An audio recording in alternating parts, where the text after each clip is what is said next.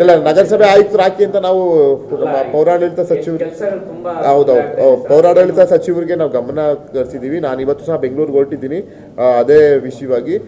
ಒಳ್ಳೆ ಒಬ್ಬ ಪೌರಾಯುಕ್ತನ ಹಾಕೊಡಿ ಅಂತ ಕೇಳಿದ್ದೀವಿ. ಆಗ್ಬೋದು ಬಜೆಟ್ ಆದಮೇಲೆ. ಈಗ ಬಜೆಟ್ ಆಗಿರೋದ್ರಿಂದ ಯಾವುದೇ ರೀತಿಯ ಟ್ರಾನ್ಸ್ಫರ್ಸ್ ವಿಷಯದಲ್ಲಿ ಸರ್ಕಾರ ಮಾಡ್ತಾ ಇಲ್ಲ. ಬಜೆಟ್ ಆದಮೇಲೆ ಇದೆಲ್ಲ ಆಗೋ ಕೆಲಸ ಆಗುತ್ತೆ ಈ ಮಂತ್ ಎಂಡಲ್ಲಿ.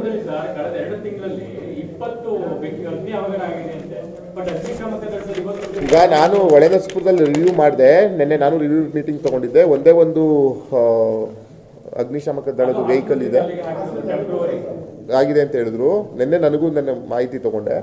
ಅದನ್ನ ಗೃಹ ಸಚಿವರು ಗಮನಕ್ಕೆ ತಗೊಬಂದು ಒಂದು ವೆಹಿಕಲ್ ತರಿಸುವಂಥ ಕೆಲಸವನ್ನು ನಾವು ಮಾಡ್ತೀವಿ.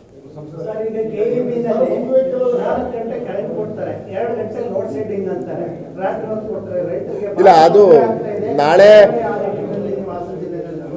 ಸೆಸ್ಕು ಮತ್ತು KPTCL ಅವ್ರನ್ನ ನಾಳೆ ಎಷ್ಟು ಗಂಟೆಗೆ ಸಭೆ ಕರೆದಿರೋದು? 11 ಗಂಟೆಗೆ ನಮ್ಮ ಸಂಸತ್ ನಮ್ಮ MP ಆಫೀಸಲ್ಲೇ ಕರೆದಿದ್ದೀನಿ. ಮಾಧ್ಯಮ ಮಿತ್ರರು ನಾನು ಇನ್ವೈಟ್ ಮಾಡ್ತೀನಿ. ಈಗ ಬೇಸಿಗೆ ಇರೋದ್ರಿಂದ TCಗಳು ಸಮಸ್ಯೆ ಆಗ್ತಾ ಇದೆ, ಮತ್ತು TCಗಳು ಸುಟ್ಟೋಗ್ತಾ ಇದೆ. ಮತ್ತು ನೀವು ಹೇಳಂಗೆ ನೈಟ್ ಹೊತ್ತು ಈ ಕಂಡೆನ್ಸರ್ ಹಾಕೊಂತಾರೆ, ಅದೇನೋ ಹಾಕೊಂತಾರೆ ಅಂದ್ಬಿಟ್ಟು ಸಿಂಗಲ್ ಫೇಸು ಸಹ ಕೊಡ್ತಾ ಇಲ್ಲ. ಮತ್ತು ಈ ಪರೀಕ್ಷೆ ಬರೀ ನಡೀತಾ ಇದೆ, ಆ ಮಕ್ಕಳಿಗೆಲ್ಲ ಸಿಂಗಲ್ ಫೇಸು ಸಹ ಲೈಟ್ ಉರಿತಾ ಇಲ್ಲ. ಅದು ತುಂಬ ಕಂಪ್ಲೇಂಟ್ಸ್ ಇದೆ. ಈ ಬೇಸಿಗೆಲಂತೂ ನಮ್ಮ ಸೆಸ್ಕ್ ಅವ್ರ ಮೇಲೆ ಕಂಪ್ಲೇಂಟ್ಸ್ ಜಾಸ್ತಿ ಇರೋದ್ರಿಂದ ನಾಳೆ ಒಂದು ತುರ್ತು ಸಭೆಯನ್ನು ಕರೆದಿದ್ದೀನಿ. ಏನೇನು ಆಗು ಹೋಗುಗಳನ್ನ ಚರ್ಚಿಸಿ ನಾಳೆ ನಿಮ್ಮ ಮುಂದೆ ಬಂದು ಅದನ್ನು ವಿವರಿಸುವಾಗಿ ಹೇಳ್ತೀನಿ. ಮತ್ತು ಯಾವುದೇ ಪ್ರಸ್ತುತ ಯಾವುದೇ ಲೋಡ್ ಶೆಡ್ಡಿಂಗ್ ಮಾಡ್ತಾ ಇಲ್ಲ. 3 ಫೇಸು ಸಿಂಗಲ್ ಫೇಸ್ ಮಾಡ್ತಾ ಇದ್ದೀವಿ ಗ್ರಾಮೀಣ ಭಾಗದಲ್ಲಿ ಬಿಟ್ಟರೆ. ಲೋಡ್ ಶೆಡ್ಡಿಂಗ್ ಅಂತ ಪ್ರಸ್ತಾವನೆನೇ ಇಲ್ಲ, ಅದು ರಾಜ್ಯದಲ್ಲೇ ಇಲ್ಲ. ಅದು ಅದೇ 3 ಫೇಸ್, ಅದೇ ಪಂಪ್ ಸೆಟ್ ಹೇಳ್ತಾ ಇದ್ದೀರಿ ನೀವು. 3 ಫೇಸ್ ಹೇಳ್ತಾ ಇರೋದಲ್ಲ ನೀವು. ಸಾರ್ವಜನಿಕ ಲೋಡ್ ಶೆಡ್ಡಿಂಗ್ ಯಾವುದು ಮಾಡ್ತಾ ಇಲ್ಲ.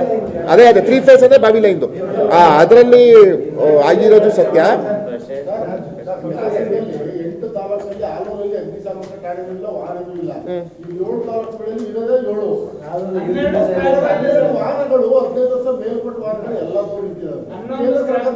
ಅಲ್ಲ, ಅದು ಈ ಅಗ್ನಿಶಾಮಕ ವಾಹನಗಳೇನಿದ್ದಾವೆ ಅದು ರಾಜ್ಯಾದ್ಯಂತ ಸಮಸ್ಯೆಗಳಿದ್ದಾವೆ. ಯಾಕಂದ್ರೆ ಎಲ್ಲ ಹತ್ತತ್ರ 15 ವರ್ಷ ಆಗಿರುವಂಥ 15 ವರ್ಷ ಆಗೋ ಹಂಚಿನಲ್ಲಿರುವಂತಹ ವೆಹಿಕಲ್ಸು ನಮ್ಮಲ್ಲಿದೆ. ಅದೇ ಹೇಳಿದ್ನಲ್ಲ, ಅದೇ ಹೇಳಕ್ ಬರ್ತಾ ಇದ್ದೀನಿ. 15 ವರ್ಷ ಹಂಚಿನಲ್ಲಿರೋವು ಆಗಿರುವಂಥವು ಜಾಸ್ತಿ ಇದಾವೆ.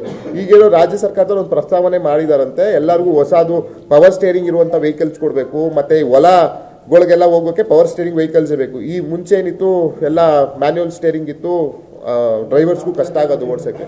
ಅದೇನ ಪ್ರಸ್ತಾವನೆ ಇದೆ, ಆದಷ್ಟು ಬೇಗ ಅದನ್ನೆಲ್ಲ ಸಪ್ಲೈ ಎಲ್ಲ ಕಡೆಗೂ ನಮ್ಮ ಈ ಅಗ್ನಿಶಾಮಕ ದಳಗಳು ಕೊಡ್ತೀವಿ ಅಂತ ಹೇಳಿದ್ದಾರೆ. ಆದರೆ ಇದ್ರ ವಿಷಯದಲ್ಲಿ, ನೌಕರರ ವಿಷಯದಲ್ಲಿ ಯಾವುದೇ ರೀತಿ ಸಮಸ್ಯೆಗಳಿಲ್ಲ. ವೆಹಿಕಲ್ ವಿಷಯದಲ್ಲಿ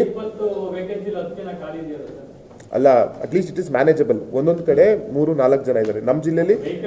ಅಲ್ಲಲ್ಲ, ಕೇಳಿ ವೆಹಿಕಲ್ ವಿಷಯದಲ್ಲಿ ಇದು ಥ್ರೂಔಟ್ ಸ್ಟೇಟ್ ಅಲ್ಲ, ನನ್ನ ಮಾತು ಕೇಳ್ಕೊಬೇಕು. ವೆಹಿಕಲ್ ವಿಷಯದಲ್ಲಿ ಥ್ರೂಔಟ್ ಸ್ಟೇಟ್ ಸಮಸ್ಯೆ ಇರೋದು, ಬರೀ ನಮ್ಮ ಜಿಲ್ಲೆಯಲ್ಲೂ ಇಲ್ಲ ನಮ್ಮ ತಾಲೂಕಲ್ಲಿ ಸಮಸ್ಯೆ ಅಲ್ಲ. ಥ್ರೂಔಟ್ ಸ್ಟೇಟ್ ಇದು ವೆಹಿಕಲ್ ವಿಷಯದಲ್ಲಿ ಇಶ್ಯೂ ಆಗಿದೆ. ಎಲ್ಲ 15 ವರ್ಷ ಹಂಚಿನಲ್ಲಿ ಬಂದಿದ್ದಾವೆ, ಸುಮಾರು ಲ್ಯಾಬ್ಸ್ ಆಗಿದ್ದಾವೆ, ಅವು ಯಾವ ಓಡಿಸೋಗಿಲ್ಲ. ಹಾಗಾಗಿ ಅದಕ್ಕೆ ಕೂಡಲೇ ಸರ್ಕಾರಕ್ಕೆ ನಾವು ಮನವಿಯನ್ನು ಮಾಡ್ತೀವಿ.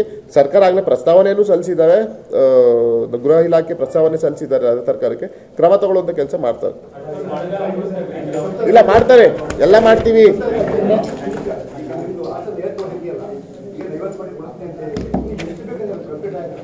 ಅವರು ಸುಮಾರು ಇನ್ನೂ 100 ಕೋಟಿ ಬೇಕಾಗ್ತದೆ ಅಂತ ಹೇಳಿದ್ದಾರೆ.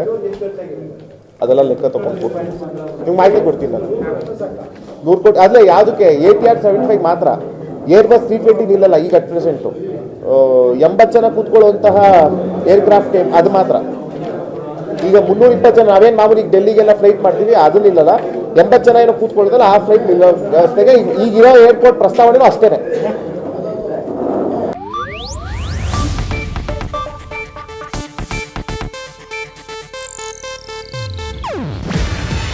ಇದು ಏಷ್ಯಾನೆಟ್ ನ್ಯೂಸ್ ನೆಟ್ವರ್ಕ್ ಪ್ರಸ್ತುತಿ. ನೀವು ನೋಡ್ತಿದ್ದೀರಾ ಏಷ್ಯಾನೆಟ್ ಸುವರ್ಣ ನ್ಯೂಸ್.